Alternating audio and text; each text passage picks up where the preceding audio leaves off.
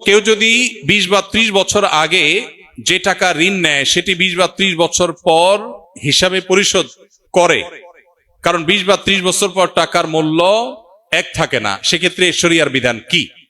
গুরুত্বপূর্ণ আরেকটি প্রশ্ন। এই প্রশ্নের উত্তর জানার আগে আমাদের বোঝা দরকার, কুল্লু কারজিন জাররা নাফআন ফাহুয়া রিবা।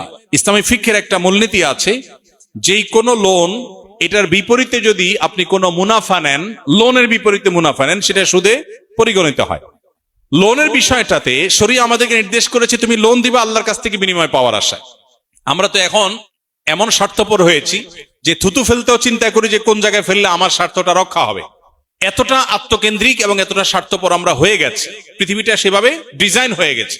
তো এই মুহূর্তে আমরা কেউ স্বার্থের বাইরে কিছু করি না, কিন্তু শরীয়ত আমাদেরকে নির্দেশ করেছে তুমি যদি কোনো মানুষকে লোন দাও, কোনো ক্ষেত্রে দান করার চাইতেও লোন দেওয়ার সওয়াব বেশি হয়।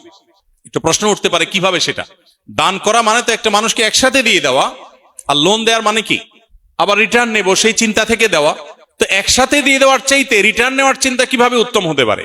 এর উত্তর হলো, আপনি কাউকে 10 টাকা ডোনেশন করেছেন, দান করেছেন, এই লোকটার 10 টাকা না হলেও তেমন কিছু আসে যায় না, আর এর বিপরীতে একজন মানুষ 10 টাকা লোন দিলে তার বিরাট উপকার হবে, এরকম ব্যক্তিকে 10 টাকা লোন দিয়েছে, তাহলে এই 10 টাকার লোন ওই আগের 10 টাকার দানের চাইতে বেশি সওয়াবের হবে, কারণ তার উপকারটা বেশি হয়েছে এর মাধ্যমে। এখন কথা হলো, লোন দিয়ে যেহেতু বেনিফিট নেওয়া যাবে না, 30 বছর আগে আমি 5000 টাকা লোন দিয়েছি, এখন 30 বছর পরে আপনার মূল্যস্ফীতির কারণে, মুদ্রাস্ফীতির কারণে আমাদের সেই 5000 টাকার ভ্যালু আর 5000 টাকা নেই, সেই 5000 টাকার ভ্যালু এখন নেমে সেটা অনেকটা 500 বা 1000 টাকায় পরিণত হয়েছে। এখন যিনি লোন নিয়েছেন তার কাছ থেকে আমি বেশি দাবি করতে পারবো কিনা? উত্তর হলো না। প্রশ্ন হলো, আমি যদি বেশি দাবি না করি তাহলে তো আমি ক্ষতিগ্রস্ত হলাম। আমি দিয়েছি 5000 টাকা, কিন্তু আমি যে টাকা পাচ্ছি এখন 30 বছর পর সেটার ভ্যালু 500 বা 700 বা 1000 টাকার বেশি না, বা 2000 টাকার বেশি না। তাহলে আমি দিলাম 5000 টাকা, আমি পাচ্ছি 1500 2000 টাকার সুবিধা, তাহলে আমার লস হলো?